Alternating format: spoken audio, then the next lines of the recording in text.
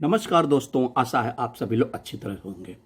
Friends, जब monsoon session शुरू हुआ था तभी एक न्यूज आई थी कि बैंक प्राइवेटाइजेशन का बिल अभी लोकसभा या राज्यसभा यानी कि पार्लियामेंट में प्रस्तुत नहीं होना है और इसके लिए कल 2/8 को राज्यसभा में वित्त राज्य मंत्री ने एक स्टेटमेंट दिया। Bank privatisation bill not listed for current session, says government. Privatization of public sector bank will have to wait, as the government told the Rajya Sabha on Tuesday that a bill is not listed for current session.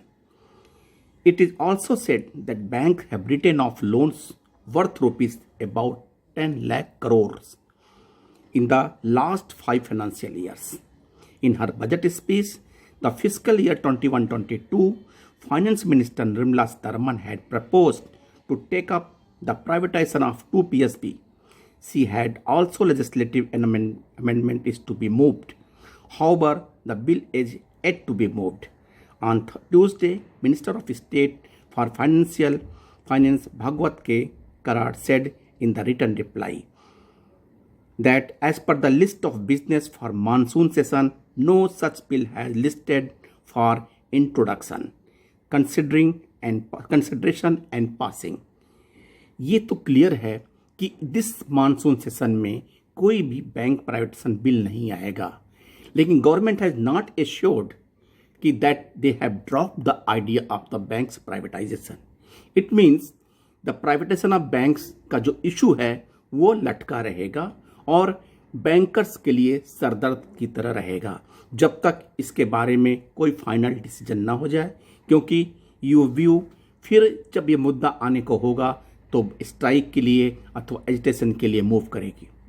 इसके अलावा उन्होंने ये बताया कि लगभग 10 lakh crore bad loan return of हुए, यानी कि 17-18 में 1,61,000 करोड़, 18-19 में 236 लाख करोड़ एंड 19-20 में 234 लाख करोड़, 2021 में 202 लाख करोड़, 21-22 में 157 lakh crore and total approximate 10 lakh crore, that is the 991 lakh crore.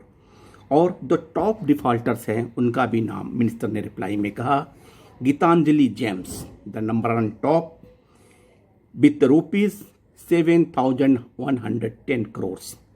Era Infra Engineering, Conset Steel and Power Limited, REI Agro Limited, ABG Shipyard, Frost International Limited, Winsome Diamonds, Rotomac Global Private Limited, Coastal Projects Limited and Kudos Chami. ये total जो banks defaulters के list दिए हैं top 10 में, that covers the rupees 37,441 lakh crore 37,441 crore.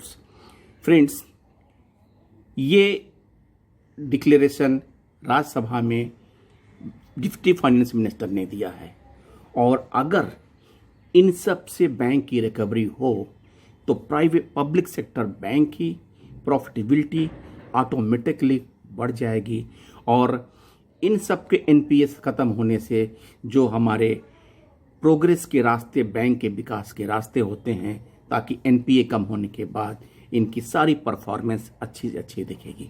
Thank you friends, नमस्कार, फिर से मिलते हैं.